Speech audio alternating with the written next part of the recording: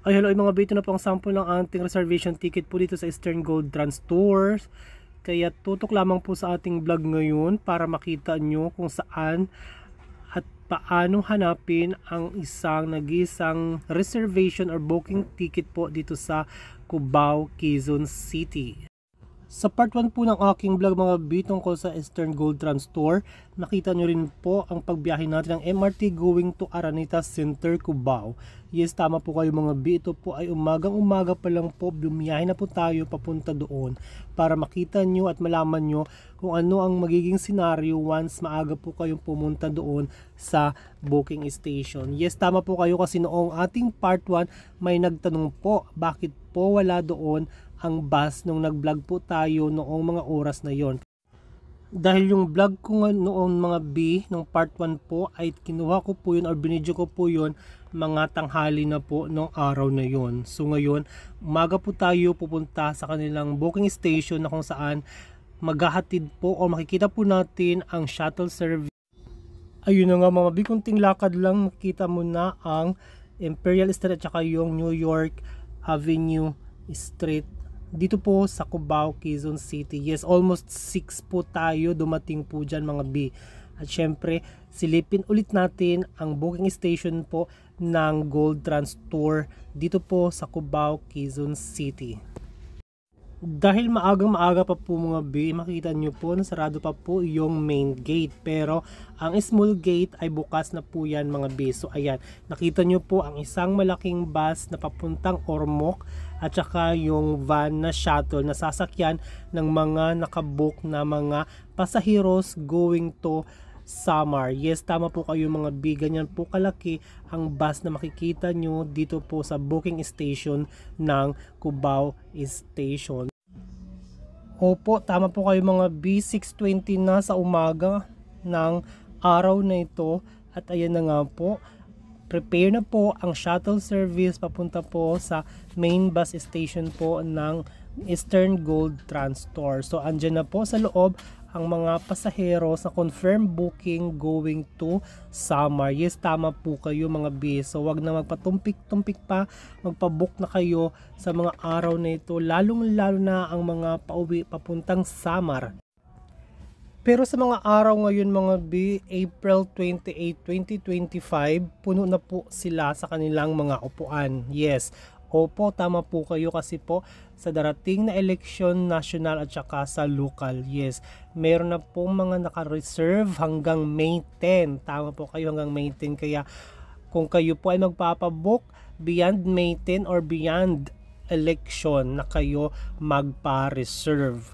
Halimbawa, sa mga darating na fiesta, yun lang po ang pwede nyong maging main or major aim kung bakit kayo uuwi sa inyong mga probinsya, lalong-lalo na sa Samar at sa Leyte.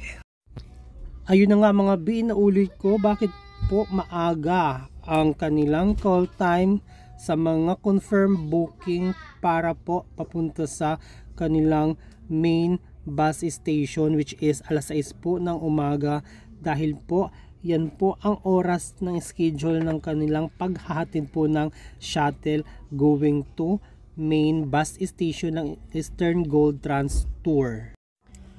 At ayun na nga mga B, ulitin ko lang po, ang kanilang booking station po sa Cubao ay matatagpuan sa 69 Imperial Street Corner, New York Avenue, Cubao, Quezon City. Yes, ulitin ko, number 69 Imperial Street Corner, New York Avenue, Cubao, Quezon City, na may telephone number na 0285220175. Ulitin ko po, telephone number 0285220175, at ang kanilang Globe SIM number ay 0915-235-6801. Ulitin ko po, ang kanilang Globe SIM number 0915-235-6801, at meron din po silang Smart SIM number 0929-853-9287. Ulitin ko po ulit, ang kanilang Smart SIM number 0929-853-9287. Pero ang kanilang main bus station mga B ay matatagpuan sa Ligarda Corner, J. Figueras Street, Sampaloc, Manila. Inuulit ko, ang kanilang main bus station ay matatagpuan sa Ligarda Corner, J. Figueras Street, Sampaloc, Metro Manila. So ayun na nga, nabigyan na ng kasagutan ang inyong mga katanungan mga B kung bakit maaga ang kanilang call time para po sa kanilang Cubao Bus Station, kasi nga po ihahatid pa po ang mga confirmed passengers, confirmed pasaheros ng isang shuttle service papunta po sa main bus station, which is ang call time po ng mga confirmed booking sa Cubao Bus Station ay 6 AM po ng umaga. Yes, tama po kayo mga B. Kaya magpabook na kayo sa Eastern Gold Trans Tour. Ulitin ko lang po ulit mga B ang kanilang trip schedules. Although nasabi ko na to sa aking part 1 ng vlog, ang mga trip schedules ng papuntang Oras, Canavid ay magiging via Rawis, Palapag at saka Gamay. At ang mga trip schedule naman na papuntang Giwan at saka Borongan, ito ay manggaling Biang Simora, Palapag at saka Oras. Kaya hinihikayat ko kayo mga B na magpa-reserve na po kayo, magpabook na po kayo, lalo na pang bakasyon po sa kanilang mga kanya-kanyang probinsya sa Samar. Magpabook na po kayo. Beyond election po, meron pa po silang mga bakante. Yes, tama po. Beyond election, meron pa po silang mga bakante. At sa mga nagdi-direct PM po sa akin, tsaka nag-message po sa aking previous vlog, sa part 1 ng vlog, hindi po ako tumatanggap ng reservation. Opo, hindi po ako tumatanggap ng reservation. Blinag ko lamang po ang bus station po at ang reservation booking station ng Cubao. Yes, hindi po ako tumatanggap ng reservation at hindi po ako nagbubook ng reservation.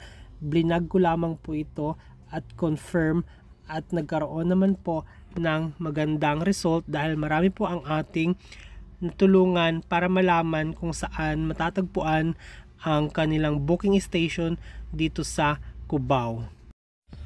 Dagdag din po kaalaman mga B, kung sakali po kayo ay magplano na pumunta doon ng madaling araw, halimbawa mga 1:00, 2:00, 3:00, 4:00 ng madaling araw, kayo po ay pagbubuksan ng katiwala po doon sa booking station na yan, kasi po natutulog po siya doon sa kanyang quarter. At saka safe po doon mga B kasi may gate po yun doon. Pwede po kayo doon maghintay hanggang 6:00 ng umaga. At sa may mga katanungan pa mga B, mag-comment lang po kayo sa ating comment box at saka mag-PM po sa ating direct messenger kung sakaling gusto kong maisagot ang mga pwedeng maisagot at naayon sa vlog na ito, ay hindi po ako mag-aatubili or hindi ko po kayo papentayin na sagutin ang inyong mga katanungan.